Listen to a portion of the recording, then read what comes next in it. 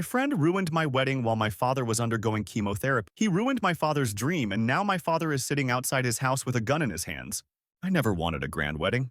Even as a child, I was the type who quickly grew bored of pretending to walk down the aisle in lacy veils made of bedsheets and tinsel, while other girls fantasized about sparklers, massive flower arches, and entire rooms full of guests in color-coordinated outfits. I was happier reading a book in the sunshine or daydreaming about adventures that had nothing to do with bridal gowns.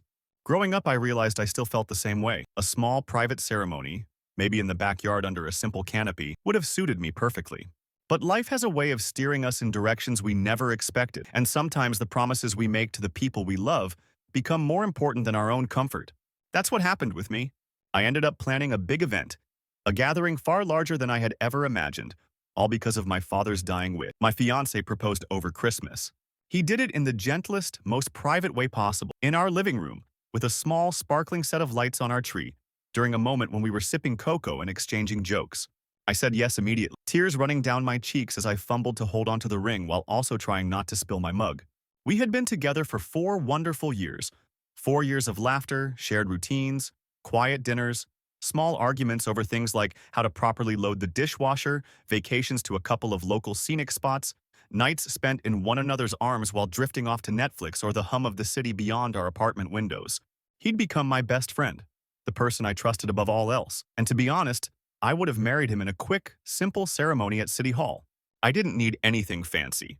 But then, in January, my dad's condition took a dramatic turn. He'd been ill for a while, with everyone tiptoeing around the fact that his cancer simply wasn't responding well to treatment. There had been a few hopeful moments, times when test results seemed like they might inch toward improvement, but it never lasted. When the doctors finally said that the chemotherapy was no longer working and that continuing it would only make him weaker, I felt the world tilt on its axis. Dad was given about 5 months to live, maybe not even that. He'd spent most of his adult life working as a roofer, hoisting heavy materials under the beating sun, rarely complaining, always pushing through. To see him so frail, so exhausted, and to hear a ticking clock on his lifespan was unbearable. I remember the day he got the news in detail. I stood in the hospital corridor, listening to the muffled sounds of machines, the hush of voices from other rooms. My mother was beside him, her hand clasping his. He had tears in his eyes, but he was trying to stay strong for her sake, even though his face was ashen. I felt numb, like my soul had suddenly left my body and was hovering somewhere near the fluorescent lights. My first reaction was pure disbelief. Right there and then, I kept thinking, no, we still have time. Science can come up with something. But time was the only thing we did not have. My father asked very quietly if he could still attend my wedding in April. The doctors said if his health held steady, it was possible, though no guarantee. As we drove home that evening, all I could think about was how little time I might have left with him, how every conversation could become the last. My mother, who has always been the family planner and problem solver, leaned over the seat to look at me, eyes red, and said, "Give him a wedding he can enjoy. He wants one big celebration. He wants to see you walk down the aisle." I'd never yearned for a big white wedding, but there was no doubt in my heart that I would move heaven and earth to give Dad what he wanted, what he needed. If this was going to be the last major family gathering with him, then it had to be special. Suddenly, I found myself swept into a world of venues, florists, caterers, color schemes, photographers, seating charts, event schedules, the works. My mother took the lead, but Dad had more input than one might expect from someone terminally ill. He was determined to help. On days when his energy allowed, he researched possible venues and pored over brochures. He'd grown up in the area and wanted a place with a garden, someplace bright and open, with fresh air. Even if he ended up sitting down for most of it, he said, at least he could watch people strolling among the flowers. It gave him hope somehow. My fiancé's parents, who happened to be overseas on a long holiday, also kept chiming in from thousands of miles away. They'd email suggestions, post helpful links, try to handle tasks we would normally have done ourselves if we'd had more time. All of that was chaotic, but there was something almost comforting in the chaos. We were all working together for a single goal, determined to create a happy memory amid the heartbreak. To fill out the bridal party, I chose just 2 people as my bridesmaids. My niece, who is only 11 but wise beyond her years, and my best friend. My fiancé selected his best man and 3 groomsmen. We thought it would be enough support, enough shared joy, but not so large that it felt impersonal. I'd known my best friend since we were about 12 years old, and we'd been inseparable through all the usual adolescent milestones, heartbreaks, sleepovers, melodramatic teenage fights. When she had a baby recently, I was one of the first people at her hospital bedside, cooing at the little bundle in her arms. She was the bold one, the extrovert who loved being on stage, while I preferred to slip under the radar. Even so, we always supported each other. That's what best friends were for. My parents never cared for her, though. They'd say, she's a bit of an attention seeker, or more bluntly when annoyed, she dresses like a tart, which upset me. But they mostly kept these judgments private because they knew I loved her. I defended her, maybe too often, and believed she had a good heart underneath everything. Sometimes she'd pick outfits so revealing that I worried she was just trying to create shock value. She'd go through phases of wanting radical changes in her life, or she'd flirt shamelessly with people, but I told myself that was just her personality. I never suspected it might go deep into something far more toxic. We were all busy preparing for the wedding in the simplest ways we could, given the short planning window. My fiancé and his groomsmen picked out suits. The groomsmen all coordinated in a classic charcoal gray style, while my fiancé chose a slightly different shade and tie, so he'd stand out. My bridesmaids, on the other hand, got free rein. I had said to my niece and my best friend, pick what you like, as long as it's within reason and I'll pay for it, because I wanted them to be comfortable and I really wasn't picky about the style or color. I was already out of my depth planning this event. Micromanaging dresses sounded like a nightmare. My best friend was excited, immediately sending me pictures of gowns that ranged from modest and elegant to absolutely wild. Some looked like something you'd see on a glittery runway, others more like a sequined nightclub mini dress. When my father peeked over my shoulder one evening to see a photo she'd sent, a bright pink halter gown with a sky-high slit up the thigh, he made a face. I forced a laugh, telling him I trusted my friend to pick something less showy for the actual day. He shook his head but didn't say anything more. My mother, on the other hand, was livid. She'd better not steal your spotlight, she muttered more than once. Still, I tried to keep the peace. I knew my friend tended to be dramatic, but this was a line I believed she wouldn't cross. The real trouble began about 2 months before the wedding. We decided to visit my friend at her apartment. She had moved into a small but cozy place with her partner Paul, who I'd always found lovely and down to earth. My fiancé and I arrived bearing gifts for the baby, a plushy duck that squeaked, and a few adorable onesies with silly slogans on them. She welcomed us with open arms, hugging, inviting us to sit on her new couch. Her baby was in a small bassinet, occasionally letting out squeaks and giggles. It was so heartwarming to see this new life, to realize how drastically everything had changed for her in the past year. Part of me felt guilty that I hadn't been around as much during the early weeks of her baby's life, but I'd been juggling so much with Dad's illness and wedding plan. I was hoping she'd understand. We got on to the subject of the wedding. My friend, as usual, was brimming with ideas. Confetti cannons, choreographed dances, special lighting for the father-daughter moment. I was overwhelmed and tried to gently say we wanted something simpler, especially considering Dad's health. But she barely heard me, spinning her own fantasies. Then, as if she were casually remarking on the weather, she said, I'm pretty sure Paul's going to propose to me at your wedding. My fiancé shot me a quick look. I cleared my throat, thinking I might have misheard. Propose? Like, during our wedding day? I asked her. She nodded vigorously. Yes, it's going to be perfect. Your venue is gorgeous.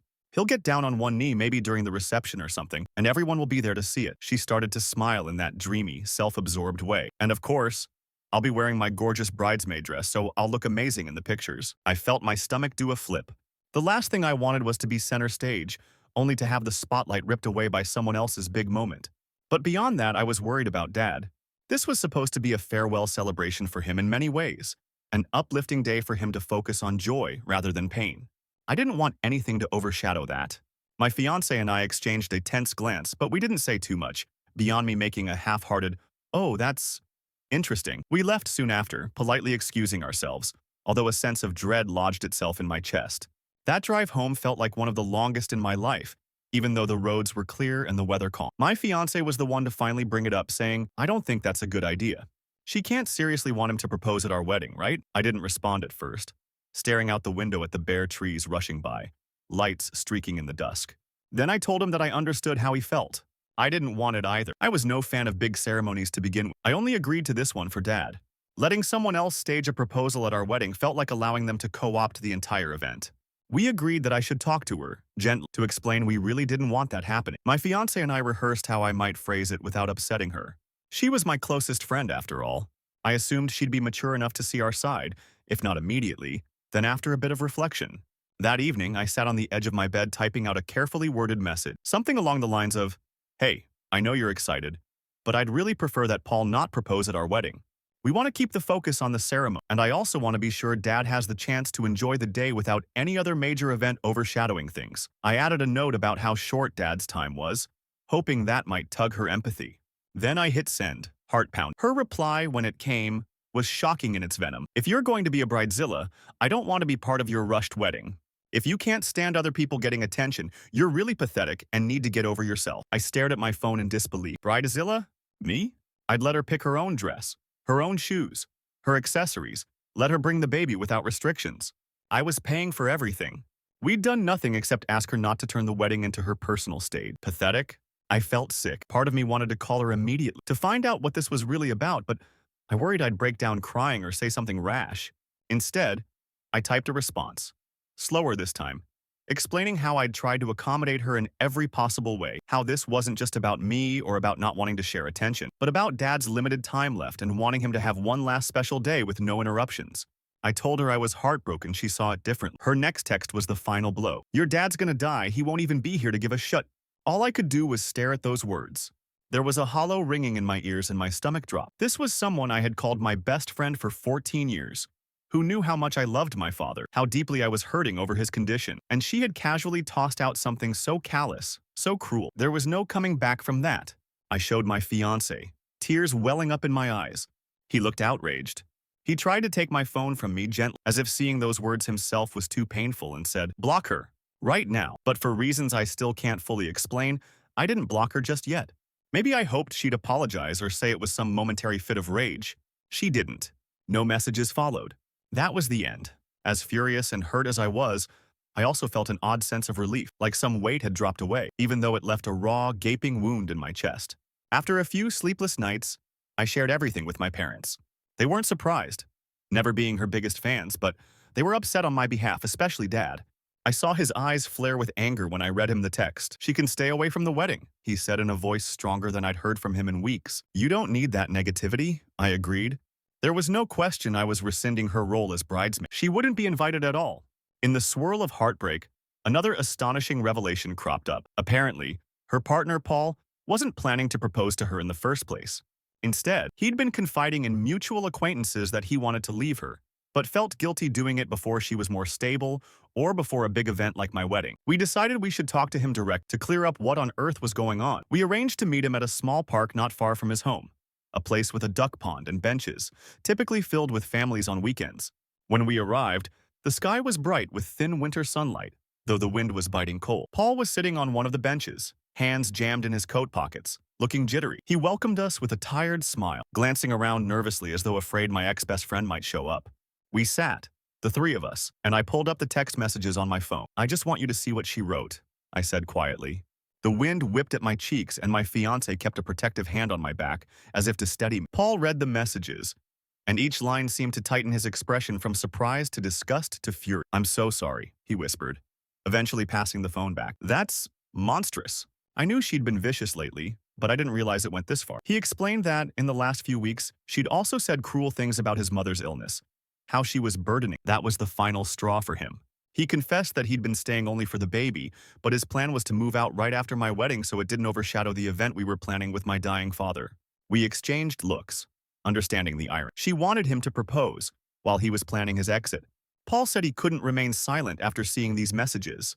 He was leaving her sooner rather than later. My fiancé offered to give him a ride home, or at least drop him off nearby so he could gather his belongings. The entire scenario felt surreal, like we'd stepped into some soap opera. Here I was, about to be married, while my ex-best friend and her partner were about to have the opposite fate. Yet I felt no guilt. She had gone too far. If anything, I was relieved. There would be no drama on the wedding day from her. No overshadowing proposal stunt. No venomous remarks about Dad. It hurt to lose someone I'd once considered family, but her words were inexcusable. Shortly after that meeting, Paul called us, letting us know he'd confronted her with the text evidence, that she'd denied it at first, but then realized she'd forgotten to delete it from her own phone. He told us they split up right then. She flew into a rage, hurling accusations at him, but he remained calm, referencing her cruelty to his mother and the messages about my dad. He told us he was getting lawyers involved to ensure he'd be able to co-parent the baby without exposing the child to her toxic outbursts. My heart ached for that innocent child, but I also felt that Paul's decision was the best path for them both. When I told my dad all of this, he shook his head in a mixture of sorrow and relief. We'd lost a friend, but also lost the risk of having her overshadow the wedding. Dad told me not to feel guilty. "In times like these," he said, "we don't have room for people who don't care about your heart or your family." I nodded. tears brimming as I pressed my cheek to his shoulder. He still smelled like aftershave and old cologne, that comforting scent I'd known since I was a toddler. It was a bittersweet moment knowing how quickly he was slipping away from me physically, but how strong his spirit remained. As we sat there in the living room, he gave me a conspiratorial grin and said, "We have suit shopping to do, so let's not waste any more time on uninvited guests." Suit shopping with Dad was both a joy and a heartbreak. We went to a boutique downtown that specialized in formal wear. He insisted on picking something refined. No tacky colors, no showy pieces. He chose a dark charcoal gray suit with subtle pinstripes, a crisp white shirt, and a muted tie. My mother and I watched him emerge from the dressing room. Though he moved slowly, reliant on a cane at times, when he stood in front of that three-way mirror, he seemed to stand tall and proud. His shoulders were still broad, a memory of the strong man he once was, and for a moment, I nearly forgot he was sick. His eyes sparkled with anticipation. He turned to me, gave a small tilt of his head, and asked if I approved. I told him he looked like a movie star. He insisted on paying for the suit himself, saying it might be the last he'd ever buy. The comment stung, but we all did our best not to let sadness overshadow the entire trip. The next few weeks flew by in a swirl of logistics, finalizing flowers, planning the menu, deciding whether to have a DJ or a band. Because my father wanted something festive, we went with a local band who played a mix of modern hits and old classics. We also arranged a small father-daughter dance, though I was worried about how Dad would manage physically. He assured me he would just hold me close even if he barely shuffled his feet. I bought a simple ivory dress, nothing too flashy, with a soft, flowing skirt that I thought would be comfortable enough in case I needed to kneel by Dad at any point. Meanwhile, Paul kept in touch. He was invited to the wedding, of course, though I worried it would feel strange to have him there alone, given the baggage with my ex-best friend. But Dad insisted, he's a good lad, and he needs a break too. Let's show him some kindness. That was how Dad was. Always thinking of others, even when his own days were numbered. Paul told us he might bring a friend or come solo, depending on how the custody situation was unfolding, but that he wanted to celebrate with us if we'd have him. I told him he was more than welcome. My fiance's parents returned from their extended trip and jumped in to help with final details. They'd missed a lot of the drama, so when they learned what had happened with my ex-best friend, they expressed concern, but also relief that I wouldn't have to deal with someone so insensitive. As the wedding day approached, I found my anxiety skyrocketing, not because of the usual pre-wedding jitters, but because each day I wondered if Dad would still be strong enough to attend, to walk me down the aisle. Some days he barely managed to stand. Other times he was sharp and energetic, his eyes shining with mischief as he planned last-minute adjustments to the menu. I prayed every morning that he'd have a good enough day on the wedding. The morning of the wedding arrived, crisp and clear. We'd chosen an estate with sprawling gardens and a bright, airy hall for the reception. My mother, my niece, the remaining bridesmaid, and I got ready in one of the upper suites, while my fiancé and the groomsmen dressed in another area. My mother helped me zip up my gown, tears in her eyes when she saw me in it for the first time. She placed a small locket around my neck. Inside was a photograph of Dad as a younger man, smiling at the camera, arms thrown around me as a child. "For strength," she whispered, trying not to cry too hard. My niece, all bouncy excitement in her pretty dress, kept hugging me and saying she was thrilled to be part of this. An hour before the ceremony, my father was escorted into a small lounge near the garden. I went to see him. He wore the suit, tie neatly knotted, a single white rose pinned to his lapel. He looked frail, thinner than ever, but there was a proud glint in his gaze. He rose to greet me, leaning heavily on his cane, and I embraced him gently, careful not to cause him any pain. "You look beautiful," he said in a voice tinged with emotion. "My little girl is getting married." I held his hand, told him we'd walk as slowly as he needed down the aisle. "Take your time, Dad," I said. "We're in no rush. Everyone will understand." He smiled, nodding. When it was time, the music started. People gathered in rows of chairs along the garden path. Spring blossoms framed the archway where my fiancé stood waiting, the officiant beside him. My niece walked ahead, sprinkling a few petals as the music played, and then it was my moment. Dad offered me his arm, and I looped mine through his, feeling the trembling in his limbs but also the determination in his posture. As we walked, eyes turned toward us. I could see tears in some of them. People knew. They understood the weight of this moment, how precious each step was. I kept my gaze mostly on my fiancé, who was looking at me like I was the most beautiful sight he'd ever beheld. I glanced at Dad occasionally. He was breathing deeply, focusing on each pace, but he wore a serene smile that broke my heart with its tenderness. We reached the end of the aisle. Dad squeezed my hand, gently passed me to my fiancé, and we began the ceremony. There was a hush over the garden, like the entire world had stilled to witness this union. The officiant spoke of love, partnership, honoring each other through sickness and health, words that held extra power considering how much we'd gone through already. We exchanged our vows, my voice catching when I mentioned how grateful I was that my father could be here to celebrate with us. My fiance's vows brought laughter and tears. He referred to the many nights we'd spent supporting each other, through small crises and bigger ones, and promised to stand by me for every storm ahead. When we were pronounced husband and wife, the applause was thunderous, echoing across the garden. Dad was dabbing his eyes with a handkerchief, wearing the widest grin. I realized I was practically shaking. The adrenaline of relief that the wedding was actually happening, that Dad was able to be here, coursing through my body. My new husband squeezed my hands, and we walked back down the aisle while friends showered us with delicate petals instead of confetti. In that moment, I felt a mixture of triumph and heartbreak. Triumph because we'd made it. Heartbreak because I knew time was still running out for Dad. At the reception, which took place in the estate's main hall, we sat Dad at the head table beside me. He insisted on giving a speech before we ate. I worried about how long he'd be able to stand, but he slowly got to his feet with the help of his cane. Everyone grew quiet, and he cleared his throat, voice resonating despite its weakness. He thanked all the guests for coming, spoke about how proud he was to see his only daughter getting married, and joked that if my husband hurt me, he'd haunt him from beyond the grave. There was gentle laughter, some tears, and a standing ovation. I held onto his hand as he sank back down into his chair, breath unsteady. I kissed his cheek, telling him he did beautifully. He whispered that he was happy, and that this was all he wanted. Dinner was served, people mingled, the music played softly. At one point, I spotted Paul in the crowd, alone, but smiling at one of my college friends who was chatting with him. He looked more relaxed than I'd seen him in a long time. He lifted his glass to me in a silent toast, and I returned the gesture. My mother fluttered from table to table, making sure everyone had what they needed.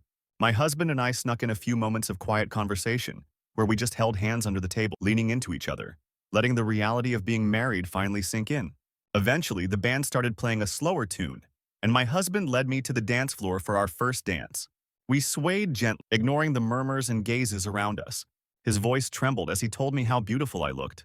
I couldn't stop thinking about how this entire day had turned out better than my anxious mind had dared to hope. Then came the father-daughter dance. I almost asked Dad if he was sure he was up for it, but he was already rising, pushing aside his cane. I slipped my arm under his, supporting him discreetly as we moved onto the floor. The music slowed. We didn't do any fancy footwork, just a soft, gentle sway. But in that short moment, I felt like a child again, standing on his feet while he taught me how to waltz in our living room. Tears glistened in his eyes, and I laid my head on his shoulder, whispering, "I love you, Dad." He responded, voice thick, "I love you too, my girl." Applause came from around us, a warm wave of support and emotion. Then, with a final kiss to my forehead, he allowed me to guide him back to his seat. The rest of the evening was a blur of clinking glasses, laughter, photography flashes, and random heartfelt conversations. Mom made sure to keep an eye on Dad's energy, eventually helping him to a quiet lounge where he could rest. People kept telling me how wonderful the ceremony was, how touched they were by Dad's presence and his obvious pride in me. Despite the heartbreak in the background, it was a day of celebration, with no drama from uninvited parties. I felt the weight of her absence, my ex-best friend, only occasional, but it was a relief more than a loss at that point. When the party wound down and the moon rose high outside, I went to check on Dad. I found him dozing lightly in a comfortable chair, so I knelt beside him. His eyes fluttered open. "Hey," he said, a sleepy warmth in his gaze. "How was it?" I laughed gently. "It's still going on, Dad, but we're winding down." "It was perfect." He patted my hand and mumbled something about how I'd be okay after he was gone, because I had my new husband and the love of everyone around me. Tears welled up again, and I pressed my head to his arm, not trusting my voice. Eventually, he drifted off, and I stayed for a moment, just watching him breathe, thanking fate for allowing him to see me get married. In the weeks that followed, we settled into married life, balancing that new stage of our relationship with the reality that Dad's days were numbered. We visited him often, cooked him meals he could manage to eat, and showed him photos from the wedding. Sometimes, he had energy and teased me about whether I was learning to cook my husband's favorite dishes. Other times, he slept for hours, barely rousing enough to say hello. Each day, we braced ourselves for the possibility of a decline. Paul stayed in touch as well, occasionally calling or texting to see if we needed anything. He ended up finalizing a custody agreement with lawyers, ensuring he'd be able to spend significant time with the baby.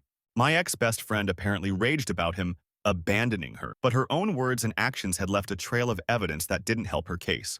He told us quietly that leaving her might have been the best decision of his life. He felt lighter, though he was concerned about raising the child in a split household. He vowed to do his part, to be present, to be a good father. I believed him. As for me, I had this strange mixture of fulfillment and heartbreak all at once because the wedding had happened exactly how Dad wanted, but I could see him fading a little more each week. By late summer, he became bedridden. We set him up in a hospice-like arrangement at home, and I visited daily, often just to sit by his bed and hold his hand. Sometimes we'd talk about the wedding again.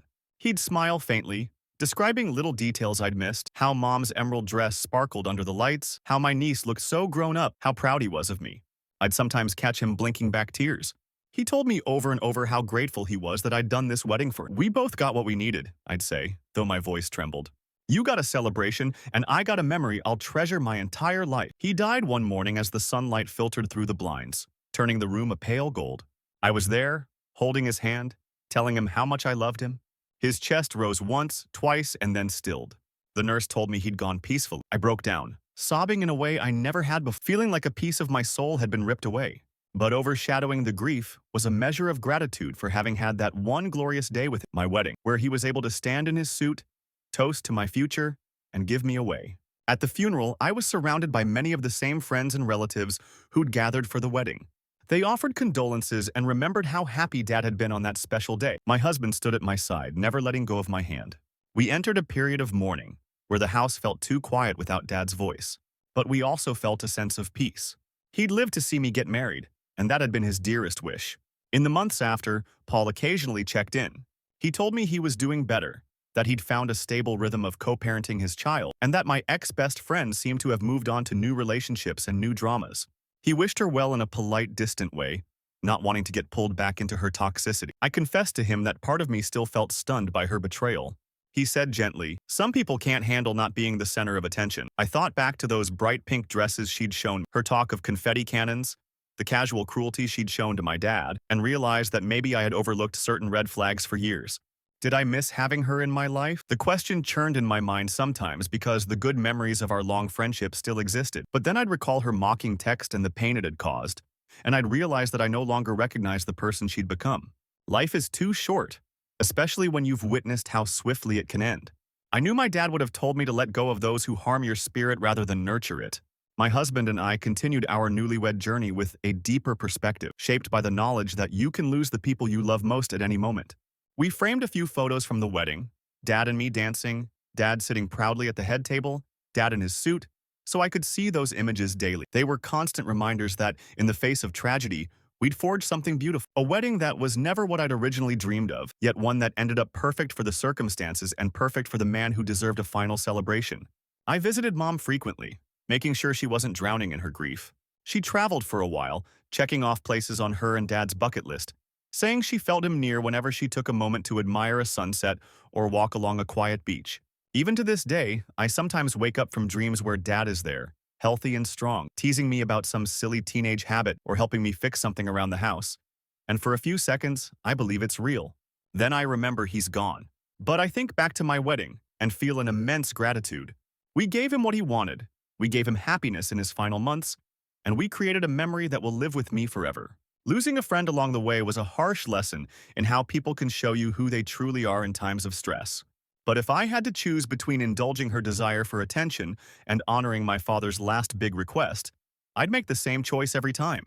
I never got my quiet, simple wedding. Instead, I got something that was bigger, more emotionally fraught, and far more profound. Because in the end, it wasn't about me. It was about love. The love my father had for me, the love I had for him, and the new love I was stepping into with my husband. The older I get, the more I realize that the most important part of any celebration isn't how fancy your dress is or how elaborate the decorations are. It's about the people by your side. In that sense, my wedding was flawless because the one person I needed most was right there, walking me down the aisle, smiling as though nothing was wrong, reminding me that in the midst of heartbreak, there can still be moments of pure, unfiltered joy. I suppose this is the final truth of everything that happened. We let go of what didn't matter, like a so-called friend who wanted the spotlight and was willing to demean my dying father to get it, and held tight to what did, which was the love in our family and the precious time we had left. After Dad passed, I realized he left me with one last gift, something intangible but powerful, the knowledge that life is too short to spend with people who trample on your heart. He showed me that a single day of genuine love and kindness can overshadow 1,000 moments of pettiness and drama. So if I mourn the fact that a 14-year friendship ended so bitterly, I also celebrate the fact that I learned exactly who and what mattered most in my life, and I let that guide me forward. And so, as I move on, I carry that wedding day in my memory like a golden treasure. I can still see the gentle arch of flowers, Feel Dad's arm tucked against mine, hear the rustle of my dress as we made our way down the aisle. I can feel his soft breath on my cheek when we danced, smell the faint cologne he wore, taste the tears I shed as he told me he was proud of. That's the moment that endures. Even as time marches on, that's the moment I keep locked in my heart when the missing him becomes too much. It was worth all the planning, all the effort, and even the heartbreak of losing a friend. It was worth everything. Because in the end, that wedding wasn't simply about vows and rings. It was about granting Dad a final, triumphant blaze of joy in a life cut far too short, reminding us all that even if you have 5 months, 5 years, or 5 decades, you should fill your time with love, compassion, and the kind of kindness that draws people closer rather than pushing them away. And that's a lesson I'll carry with me for as long as I live.